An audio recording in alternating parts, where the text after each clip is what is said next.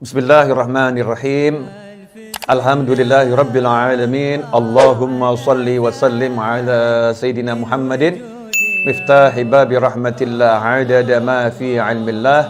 Salatan wa salaman daimaini bidawami mulkillah wa ala alihi wa sahbihi.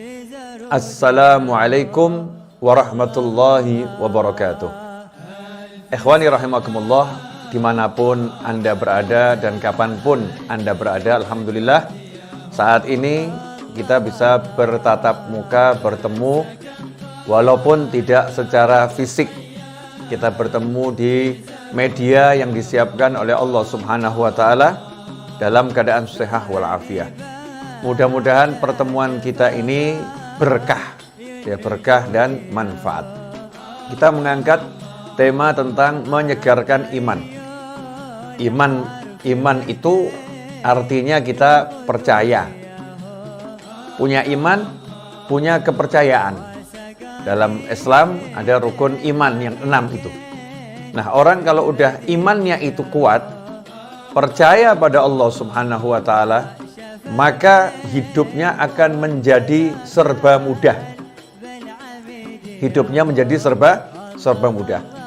Contoh, saya punya sahabat. Misal ya, saya punya sahabat yang kaya raya, super power, dan menguasai banyak bidang, serta punya kemampuan yang jarang dimiliki oleh orang banyak.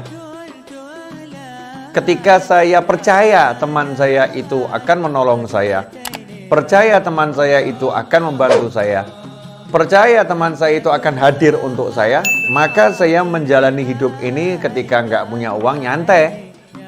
Saya punya teman yang kaya raya. Ketika saya mengalami kesulitan, saya pun nyantai. Saya punya teman yang dia itu punya kekuasaan yang super power. Saya merasa nyantai karena saya percaya teman saya akan menolong saya, percaya teman saya baik sama saya, percaya teman saya akan hadir untuk saya. Maka jadinya nyantai dan tenang. Itu baru percaya kepada teman, percaya kepada seseorang, punya dampak yang seperti itu kepada hati, kepada diri kita. Padahal tidak ada seorang makhluk pun yang bisa dipercaya pada hakikatnya. Karena makhluk itu lemah, manusia apalagi lemah dan mudah bosan, dan jiwanya suka berbolak-balik, berganti-ganti.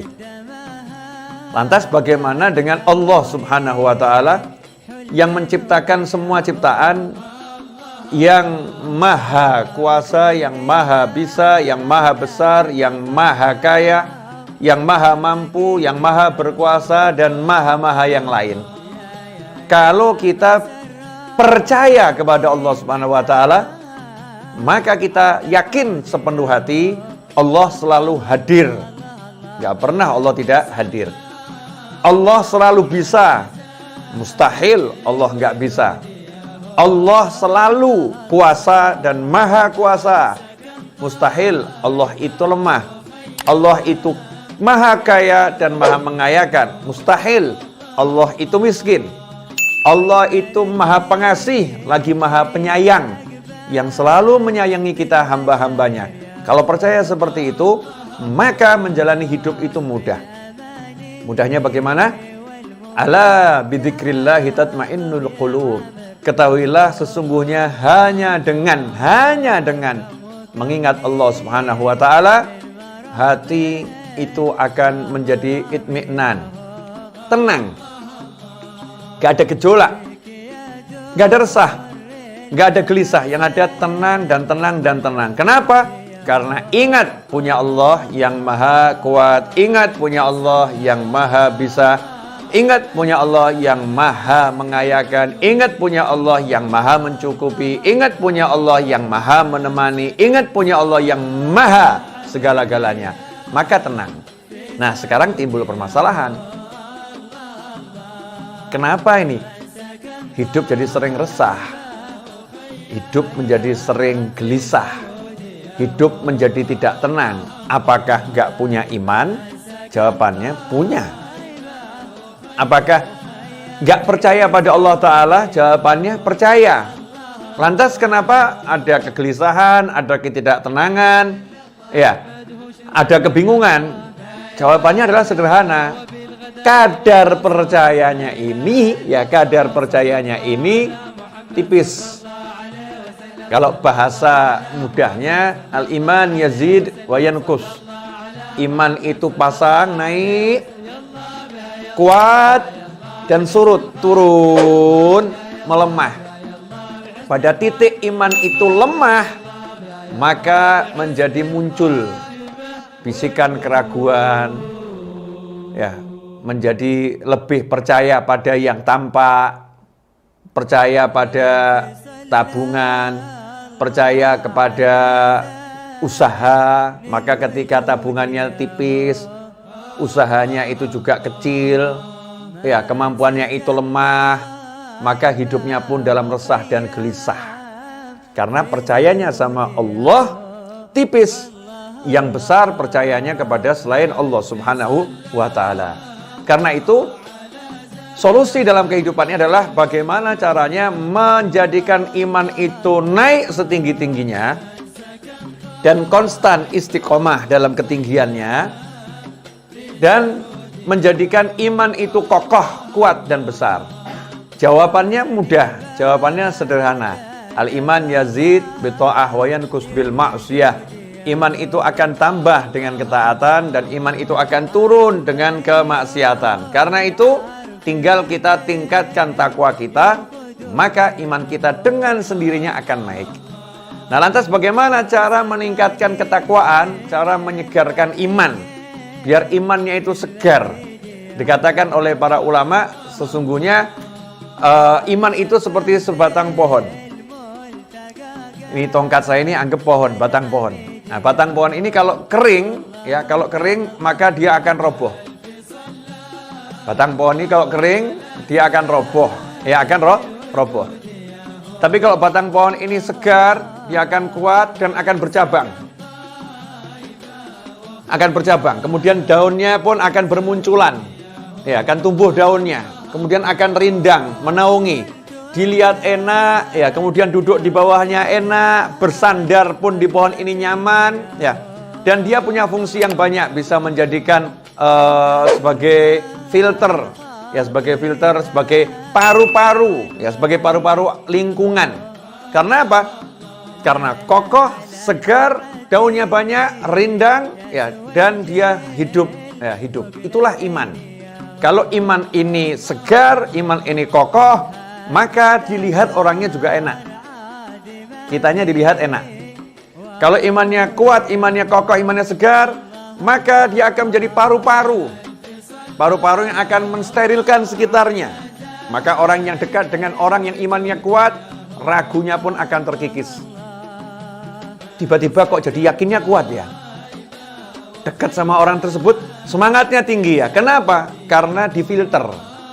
Ini pohon yang rindang tadi mampu memfilter kotorannya, menyaring, bahkan membersihkannya. Seorang mukmin yang imannya kuat, maka yang di sekitarnya pun akan menjadi tenang. Di sekitarnya pun menjadi bersemangat. Sampai sedemikian hebat pengaruhnya. Lantas gimana nih cara menyuburkan, menyegarkannya? Jawabannya sederhana. Kalau tanaman itu ya disirami, ya, tanaman itu kemudian diberi pupuk, maka iman kita harus disirami, iman kita harus diberi pupuk. Nah, terus bagaimana tanamannya? Disiraminya dengan apa? Jawabannya disirami, diberi pupuk dengan yang namanya ketaatan. Dan ketaatan itu diantaranya adalah zikrullah. Berzikir kepada Allah Subhanahu wa Ta'ala. Nah, ini sekarang ini kita aneh. Kita pengen imannya kuat, tapi kita nyebut kalimat la ilaha illallah sehari cuma sedikit. Nggak disirami dengan la ilaha illallah, bagaimana bisa kuat nih imannya? Karena sumbernya iman adalah kalimat tauhid. Itu sumber utamanya iman. Pangkal utamanya iman di situ. Bedanya antara mukmin sama kafir adalah punya kalimat tauhid atau tidak. Kemudian sholawat kepada Nabi Muhammad SAW. Setiap hati itu akan berkarat. Dan yang menyebabkan hati itu menjadi mengkilap adalah kalau disolawatin. Ya, sholawat itu menjadikan hati mengkilap, jadi menyala, bersinar hatinya, disolawatin. Maka kalau pengen hatinya itu bersinar, kemudian hatinya itu kokoh, yaitu perbanyak sholawat dan perbanyak mengucapkan kalimat tahlil. La ilaha illallah, la ilaha illallah, la ilaha illallah, la ilaha illallah, la ilaha illallah, la ilaha illallah. Kemudian disolawatin, Allahumma sholli ala sayyidina Muhammadin wa alihi wasallam, Allahumma sholli ala sayyidina Muhammadin wa alihi wasallam, Allahumma sholli ala sayyidina Muhammadin wa alihi wasallam. Sholawat ya, dan kalimat tahlil tadi akan menjadi pupuk sekaligus siraman yang mengokohkan iman. Kemudian zikir-zikir yang lain, mengusir hama. Ini tanaman ini kalau nggak dijaga, hamanya akan datang juga habis. Dan hamanya untuk tanaman iman adalah dosa. Dan untuk mengusir dosa itu diantara dengan banyak istighfar. Ya, dengan banyak istighfar. Astagfirullah, astagfirullah, astagfirullah. Ya, dengan kesungguhan minta ampun sama Allah SWT. Astagfirullah, astagfirullah, astagfirullah. Istighfar sebanyak mungkin. Ini kalau kita lakukan, istighfarnya jalan, sholawatnya jalan, kalimat tahlilnya jalan, maka hati kita akan segar. Hatinya segar. Kalau udah hatinya segar, otomatis di situ akan muncul semangat untuk memperbanyak sholat, semangat untuk memperbanyak qiraatul Quran, semangat untuk meninggalkan yang haram, semangat untuk banyak bersedekah, semangat untuk banyak mencari ilmu, semangat untuk banyak berbuat kebaikan akan muncul. Kalau dari sumbernya sudah dibuat segar. Ikhwani rahimakumullah. Karena itu banyak ulama menyusun rangkaian-rangkaian zikir sebagai formula kesehatan hati, ya, formula kesehatan jiwa. Kalau dalam dunia para habaib, maka di situ kita banyak mendengar istilah rotib. Ada rotibul haddad, ada rotibul attas. Rotib yang dibaca di waktu malam, selepas matahari tenggelam. Bisa dibaca habis maghrib, bisa dibaca habis isya. Ya, entah di antara maghrib dan isya atau ba'dal isya, boleh membacanya. Sudah dikumpulkan kumpulan-kumpulan zikir yang akan menjadi formula yang buat hati ini sehat, hati ini segar.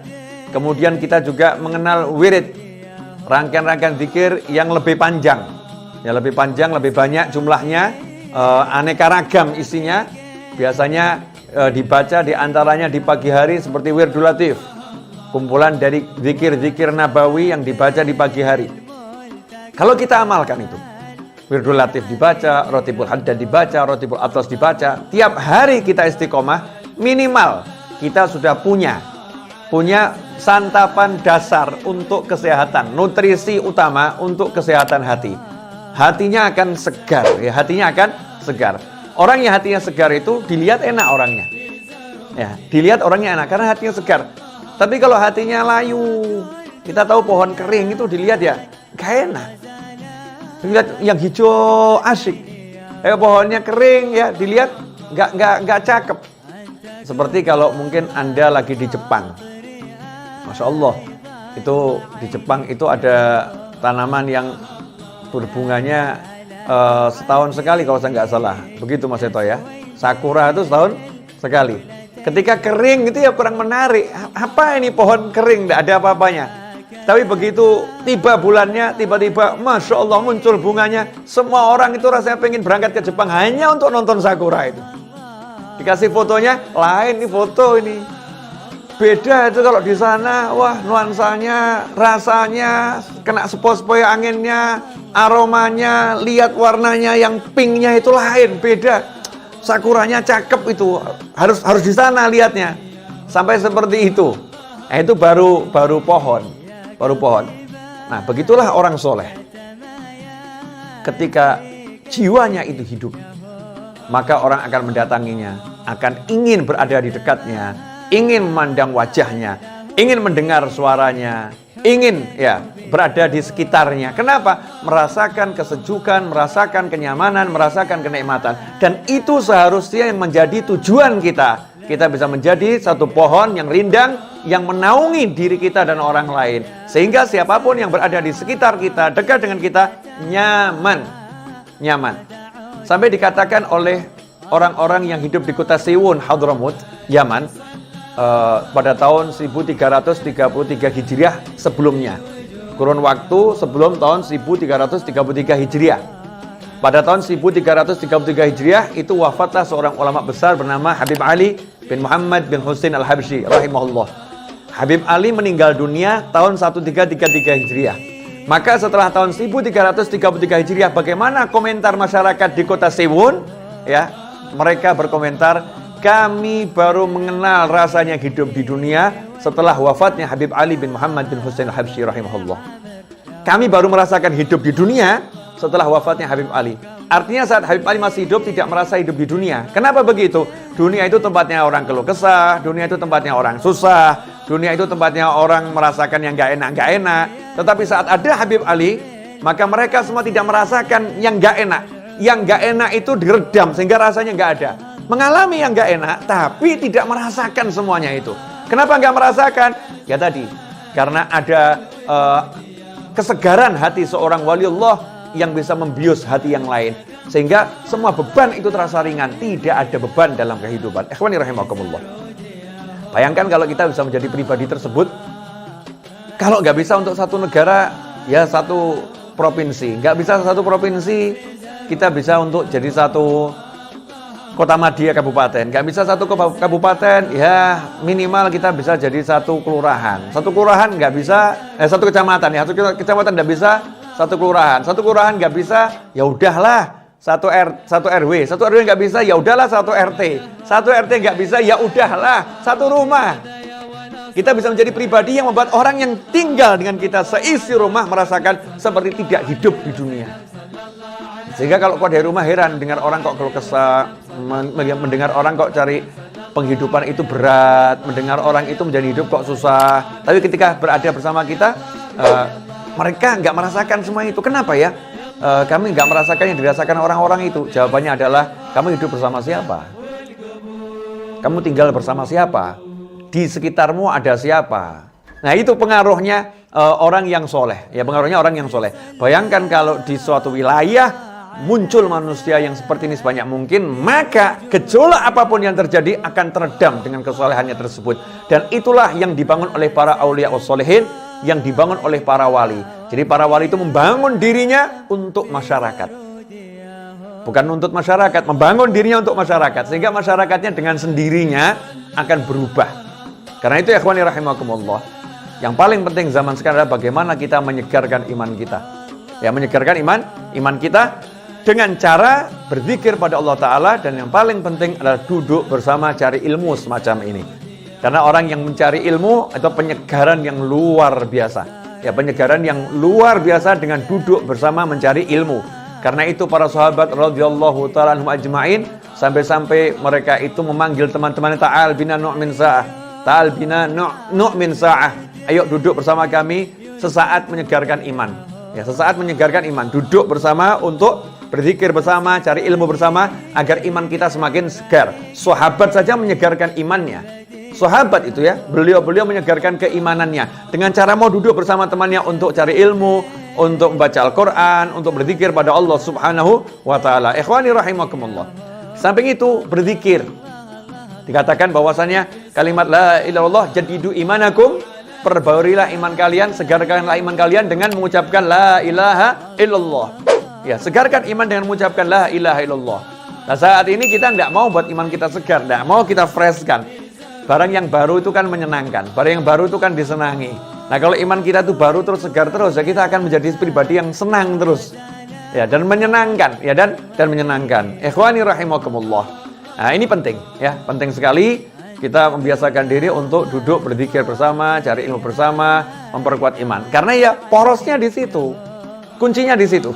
Semua sumber keluh kesah, semua sumber keputusasaan, semua sumber ya ketidakenakan ya ini nih loh, hati ini. Hatinya ini lemah imannya, lobet. Udah kalau lobet nanti low sinyal, wah repot. Repot. Tapi kalau udah segar hatinya ini, Masya Allah, sinyalnya kenceng. Sinyalnya kenceng, nyambungnya ke Allah kuat. Sehingga nggak ada yang buat risau, nggak ada yang buat dia gelisah. Kenapa? Karena selalu ingat sama Allah Subhanahu wa Ta'ala. Ala bidzikrillahi tatmainnul qulub. Ketahuilah hanya dengan ingat Allah jiwa menjadi tenang. Karena itu Jangan kaget, jangan heran kalau orang-orang dulu itu rela pergi keluar kota sebulan sekali jauh hanya untuk hadir di majelisnya orang-orang soleh. Sebulan sekali. Kalau ditanya ngapain jauh-jauh, mau ngecas, biar hati saya semakin kuat. Ada juga orang-orang soleh. Orang soleh itu sendiri pergi ke tempatnya orang soleh yang lain. Ketika ditanya kenapa kamu kok pergi ke sana, ke tempatnya orang itu, oh ya, ke tempatnya ustadz itu, habib itu, kiai itu. Jawabannya adalah, ya saya pengen ngecas. Orang soleh aja pergi ke tempat temannya untuk ngecas. Ya untuk ngecas biar apa? Biar seger imannya. Karena itu jangan jadi manusia yang sombong, yang merasa nggak perlu disegarkan imannya, nggak perlu cari penyegaran iman, nggak perlu duduk sama orang untuk berzikir, nggak perlu duduk sama orang untuk cari ilmu. Ya naudzubillah min dzalik. Kita sangat membutuhkan penyegaran iman. Ikhwani rahimakumullah. Karena itu biasakan untuk kumpul semacam ini, walaupun lewat dunia maya begini ya. Kita kondisikan ada waktu di mana kita duduk bersama walaupun di dunia maya. Biar apa? Biar iman kita tetap segar, kemudian tumbuh besar, kokoh, dan akan tumbuh daunnya rindang, menaungi banyak orang sehingga nikmat hidupnya. Ikhwani, coba dicek sekarang. Mari kita cek dulu ya. Cek. Semangat kita ini untuk taat kenceng atau lemah? Kalau semangatnya untuk taat kenceng, syukuri alhamdulillah. Yang kedua, kalau bisa taat seneng atau biasa? Kalau bisa taat seneng, syukuri alhamdulillah. Yang ketiga, kalau terjumus pada hal-hal yang diharamkan Allah Ta'ala, sedih nggak? Kalau sedih, punya rasa sedih, syukuri alhamdulillah. Karena nggak semua orang itu bermaksiat kemudian sedih. Nggak semua orang seperti itu. Orang yang ketika dia bisa taat, dia senang. Kemudian ketika tergelincir dalam kemaksiatan, dia sedih. Fa anta mu'min. Sabda Nabi Muhammad SAW, maka kamu adalah seorang mukmin, orang yang betul-betul beriman sama Allah Subhanahu wa Ta'ala. Tapi kalau bisa sholat biasa saja, bisa ngaji seperti ini biasa saja, bisa zikir biasa saja, nggak ada rasa senang nikmat, nggak ada seneng-seneng, itu nggak ada, biasa saja. Terjerumus maksiat biasa saja, nggak ada sedih, maka ya imannya berarti terjun bebas, dan harus segera diperbaiki. Kalau nggak diperbaiki repot. Orang beli mobil saja nomor 1 mesinnya ditanya bagus enggak? Begitu mesinnya kurang bagus dibawa ke bengkel diservis. Ini hati kita ini mesin semuanya di sini, ini mau diservis enggak ini? Kalau enggak ya udah sampai kapanpun, hidupnya model apapun ya ruwet terus. Nggak akan selesai-selesai. Nggak akan merasa menemukan ketenangan, nggak ada. Karena tenang tuh di sini, bukan di sini. Sini boleh muter seperti apapun. Kalau sininya benar, ini akan tenang. Akan tenang. Apalagi yang di luar. Tenang tuh bukan masalah yang di luar. Di luar punya apapun dan siapapun nggak akan buat tenang. Tenang tuh di sini. Kalau udah gini, ini kontak sama Allah Ta'ala, ini bersih ini hati ini. Hati ini dijaga terus, dikuatkan, dikencangkan dengan zikrullah, maka dengan sendirinya akan mendapatkan al-itmi'nan, ketenangan. Ya, mendapatkan ketenangan. Jazakumullah khairan. Wassalamualaikum warahmatullahi wabarakatuh.